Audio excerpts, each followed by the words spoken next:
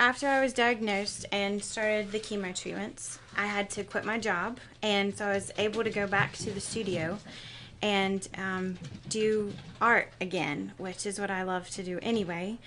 So I created a series around the verse Malachi 4:2, which says, "But for those who fear my name, the Son of Righteousness will rise with healing in its wings." It was my relief. I was getting married and super stressed planning a wedding, and I started just to feel kind of sick. Just not really the flu or something I could put my finger on, but just some kind of off. I went to the doctor.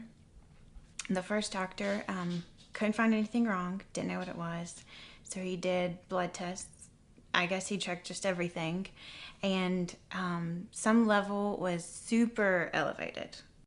So he sent me to a specialist, and he found a tumor in my uterus.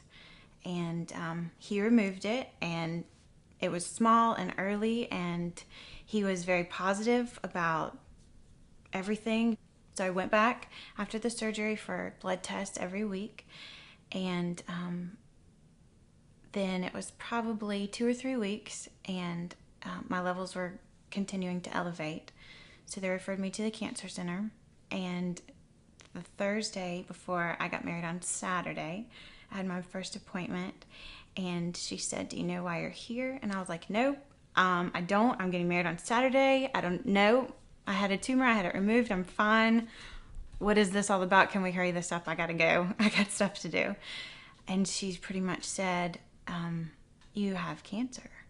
And just everything in my whole world stopped. It was in my lungs in 4 different places.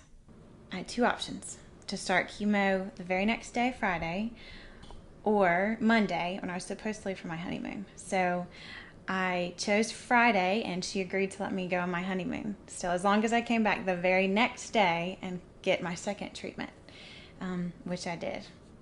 I only had chemotherapy. I couldn't not have gotten through it without my church family, my parents, and then my husband, who was just wonderful and took care of me every night when he got home, just made sure everything was done, and that I was okay, that I didn't need anything, and just listened to me, just vent, I guess, and love me anyway, and just be there beside me and cry and laugh and hold my hand when I'm getting chemo treatments. And that support group just absolutely got me through it. When the first chemo stopped working, I asked the nurse, she presented me with this like 3-page long list of all of the side effects, just everything terrible that you can imagine. Hair loss, of course, and nausea, liver damage, kidney failure, all of these things. And so I asked her, "What if I don't do it?" Because I did not want to. I didn't want to. I thought maybe I could just do it on my own. Somehow it would just go away. And she said, "You'll die now. So die now or take your chances, die later. You have a life to live." And so I did. And so you have to fight. Since then, since I've lost weight, gotten in shape, I ran a 5K, and then I started training for powerlifting, and I made it to the nationals, and I actually tied for first place in the nationals just a few months ago.